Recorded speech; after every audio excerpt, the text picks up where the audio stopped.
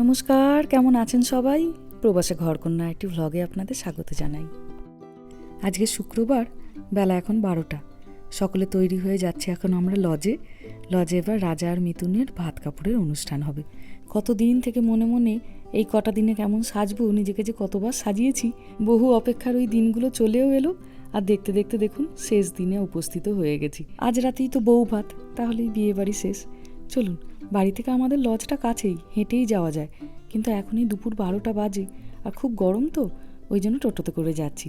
বাবা দুটো টোটো সারাদিনের জন্য বুক করে দিয়েছে, যাতে বাড়ি থেকে যাতায়াত করতে কারোর কোনো অসুবিধা না হয়। আত্মীয় স্বজনরা সকলে চলে এসেছেন, সবাই মোটামুটি এখন লজেই। আমার ছোট মামা আর এটি হলো আমার মায়ের মামাতো ভাই। চলুন এবার উপরে যাই। এসে গেছি লজে, এবার ভাত কাপড়ের অনুষ্ঠান শুরু হবে। রান্নাবান্না আজকে এখানেই সব, আজ আর বাড়িতে কিছু নেই। সকালে এখানে জল খাবার বানানো হয়েছিল, লুচি, ঘুগনি আর বোঁদে, কিন্তু সকালে তো খুব গরমও, সকালের দিকটা আর কেউ আসেনি। এখান থেকে জিনিসপত্র নিয়ে সবাই বাড়ি চলে গেছিলো, বাড়িতেই খেয়ে নিয়েছিলাম, কিন্তু দুপুরে জিনিসপত্র আর বওয়া হয়নি। এখানেই বলা হলো যে এখানেই ভাত কাপড়ের অনুষ্ঠানগুলো সব হবে বলে, তো সেজে গুজে এখানে চলে এসেছি। এবার খাইয়ে দাইয়ে বউকে এবার সাজাতে বসাতে হবে, 6টা সাড়ে 6টার মধ্যে বসিয়ে দেবে। তো চলুন ভাত কাপড়ের অনুষ্ঠানটা শুরু হোক।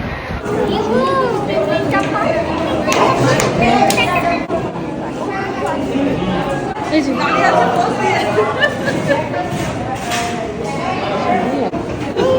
Me me me me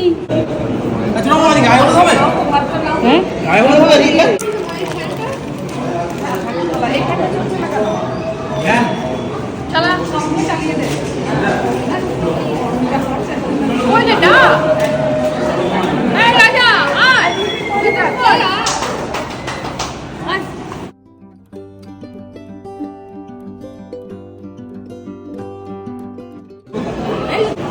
Mitu না হয় পাশে দাঁড়া। এই যে সবাই এখানে জড়ো হয়ে গেছি, এখন দিক খোঁজা চলছে। কোন দিকটি? পূর্ব দিক।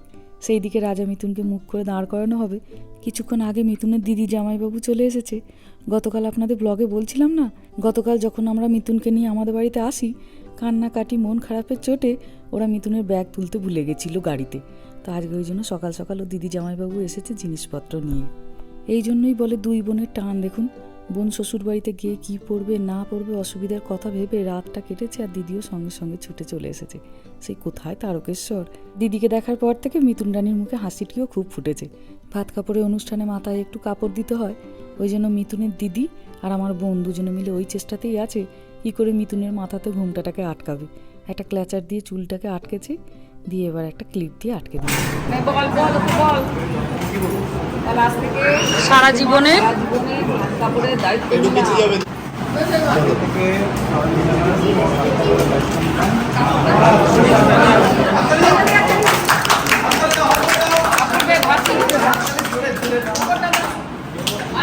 থালাটাকে ধর নাও, পারবে না অতটা একসঙ্গে, দুটো একসঙ্গে পারবে না ও।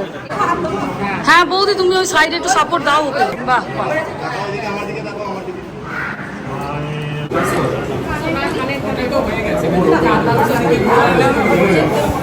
আর নাহলে জাস্ট এখানটা ঘুরে গেলেও হবে। এই দেখতে পাইনি আমরা দেখতে পাইনি, আমরা দেখতে পাইনি। আরেকবার আরেকবার আমরা দেখতে পাইনি। হ্যাঁ, ভালো করে গড় হয়ে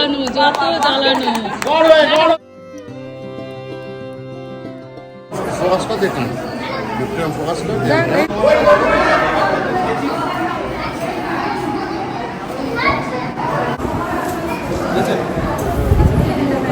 ঠিক আছে। ওই তো বিয়ে দেখি রাজমাতা মামুনি মাঝখানে ঢুকে যাও, এক জায়গায় কোন জায়গায় চলে যাও। আসছে না, ফ্রেমে আসছে না।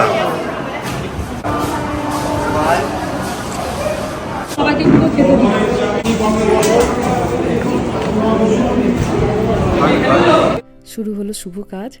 বাড়ির লক্ষ্মীর হাত দিয়ে বাড়ির লোকেরা প্রথম খাবার পেল। পায়েস দিয়েই শুরু হলো। পায়েসকে তো পরমান্ন বলা হয়, কিন্তু সবাই তো 40-এর ওপরে। পায়েস প্রথমে দেখি সবাই এক চামচ একটু একটু করছে, তো একটু করেই প্রথমে দেয়া হয়েছে। এইটুকু ওরা প্রথমে খাবে, তারপরে দুপুরের খাবার দেওয়া শুরু হবে। দাও ধরবে ওটা, আমার হাতটা ধরে দাও। একবার তাকাও আমার দিকে দিদি। বাহ, ঠিক আছে ঠিক আছে, এই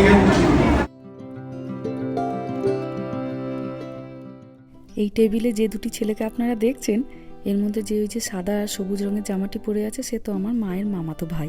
আপনাদেরকে প্রথমেই পরিচয় করিয়েছিলাম। আর সাদা গেঞ্জি পরে যে ছেলেটি বসে আছে, সেটি আমার মাসির ছেলে।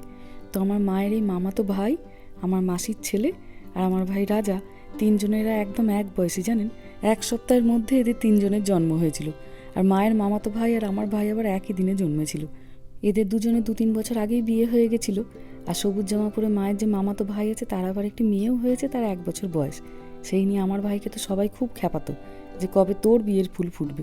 কিন্তু যাই হোক, ফুলটা একটু দেরি করে ফুটেছে ঠিকই, কিন্তু এত মিষ্টি ফুলটা ফুটেছে, সবার মন ভরে গেছে। এবার বসবো।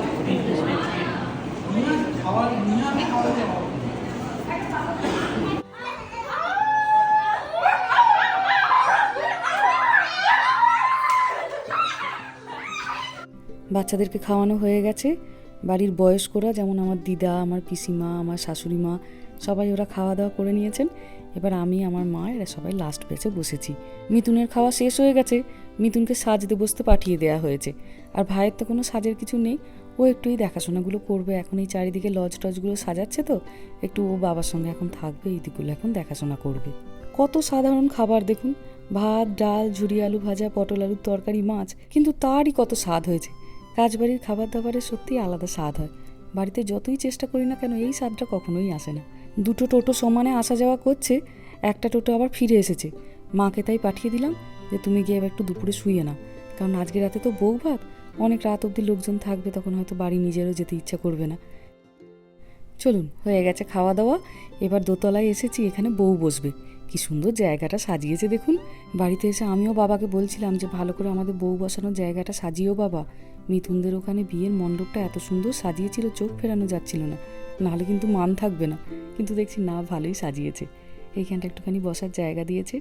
এখন এই বিয়ে থাওয়া অনুষ্ঠানপাতিতে একটু খরচটা বেশি হয় ঠিকই, কিন্তু ব্যবস্থাপাতি ভারী সুন্দর। এমন সুন্দর করে চারিদিক সাজিয়ে দেয় যেন মনে হবে যে কোনো সিরিয়াল কিংবা সিনেমার সেটে বসে আছি। কি সুন্দর এখানে সোফাগুলো দিয়েছে দেখুন।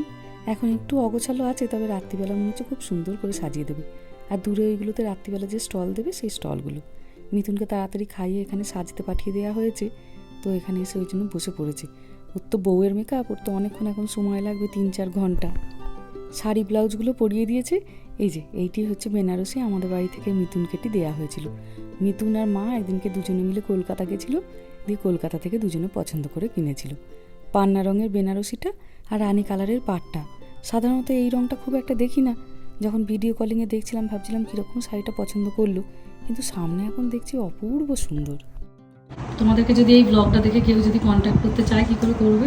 আমার নাম্বারে কন্ট্যাক্ট করতে পারে। হ্যাঁ। 7478152666 নম্বরে কন্ট্যাক্ট করলেই আমাকে পাওয়া যাবে। আরেকবার বলো নাম্বারটা। 7478152666 এই নাম্বারে? হ্যাঁ। আর কি নাম তোমার? তনিমা রানা কর্মকার। তনিমা। হ্যাঁ। আচ্ছা, তনিমার কাছে কেউ যদি সাজতে চান, তনিমা যে মোবাইল নাম্বারটা বললো, ওই মোবাইল নাম্বারে আপনারা যোগাযোগ করতে পারেন। তনিমা ভীষণ সুন্দর সাজায়। এর আগের দিন তো আপনারা বিয়ের দিনও দেখেছেন মিথুনকে, যে মিথুনকে ওরাই সাজিয়েছিল। তো ওই জন্য আজকে ওই বউ ভাতের দিনে ওরা সেই তারকেশ্বর থেকে এসেছে মিথুনকে সাজাবে বলে বউ ভাতে। চলুন এবার আমরাও বাড়ি ফিরি। কি সুন্দর সাজিয়েছে গেটটা দেখুন। এবার তো আমাদেরকেও সাজুগুজু করতে হবে।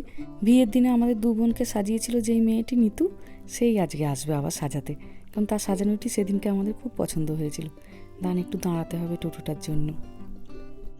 আত্মীয় স্বজনদের সঙ্গে আপনাদের একটু পরিচয় করিয়ে দিই। হলুদ শাড়িতে আমার মাসি, মাসির পিছনে যে বসে আছে সে আমার মায়ের মামাতো বোন।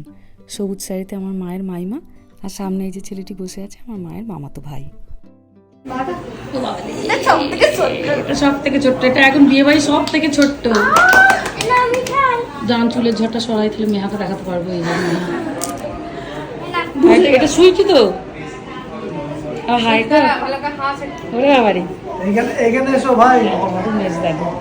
এবার বিয়ে বাড়িতে এসে আমার ভারী লাভ হলো। আত্মীয় স্বজনদের সঙ্গে কত বছর হয়ে গেল দেখা হয় না, সবাইকে দেখতে পেলাম। আর এটি ওই যে মামাতো ভাই ছিল, তার বউ, আমার ভগ্নিপতি, আমার কাকার ছেলে। আর পাশের ঘরে মায়ের যে মামাতো বোন বসেছিল, খাটের উপরে বসে আছে তার হাজব্যান্ড আর ছেলে। আর আমার সঙ্গে তাদের ভারী গল্প জমেছে। সামনের এই যে সাদা গেঞ্জি পরে যে ছেলেটি, এটি তো আমার খুড়তুতো ভাই। আর পিছনে যে 2টি ছেলে দাঁড়িয়ে আছে, আমার পিসির 2টি নাতি, 2 ছেলে। আর হলের এই দিকে বসে আছে মেহা, আমার শাশুড়ি মা, আমার 2 পিসতুতো দাদা, আর এখানে বসে আছে মিথুনের জামাইবাবু। আর এই যে আজ এই বেনারসিটা পরবো। এই শাড়িটা তো আপনারা এর আগেও দেখেছিলেন। ভাই ওর বিয়ের জন্য আমাদের দু বোনকে দুটো শাড়ি কিনে দিয়েছিল, তো আমাকে এটি কিনে দিয়েছিল। এই যে তৈরিও হয়ে গেছি। সেই মেয়েটিই আজকে এসেছিল। আজকে একটু অন্যরকম করে সাজিয়েছে, তবে 8 পৌড়ে করেই পরিয়েছে শাড়িটা। শাড়ির পাড়টা যেহেতু রূপালি রঙের, আজ তাই আর কোনো সোনার গয়না পরিনি। ব্লাউজটাতে আবার ছোট ছোট পাথর বসানো আছে, ওই জন্য আজকে একটা পাথর সেটিংয়ের হাড়ি পরেছি। আর এই যে বোনও তৈরি হয়ে গেছে। বোনকে ভাই কিনে দিয়েছে এই শাড়িটা, কিন্তু ওর শাড়িটাই যেন পরার পরে মনে হচ্ছে বেশি সুন্দর লাগছে। সবুজ লালটা কি ভালো লাগছে দেখতে, দেখুন। আমাদের দু বোনেরই সব থেকে বেশি দেরি হয়ে গেল এই সাজতে সাজতে। সবাই চলে গেছে, আমরা দু বোন যাচ্ছি সবার পরে ঘরে তোরে, ওই জন্য আমরাই তালা দিয়ে যাব। এই যে পৌঁছে গেছি। কি অপূর্ব সুন্দর রাতে লাগছে দেখুন। চারিদিকটা একদম আলোয় ঝলমল করছে, যেন মনে হচ্ছে সিনেমা দেখছি। এত সুন্দর যে গেটটা লাগবে আমি ভাবতেই পারিনি। চলুন এবার ভেতরে যাই।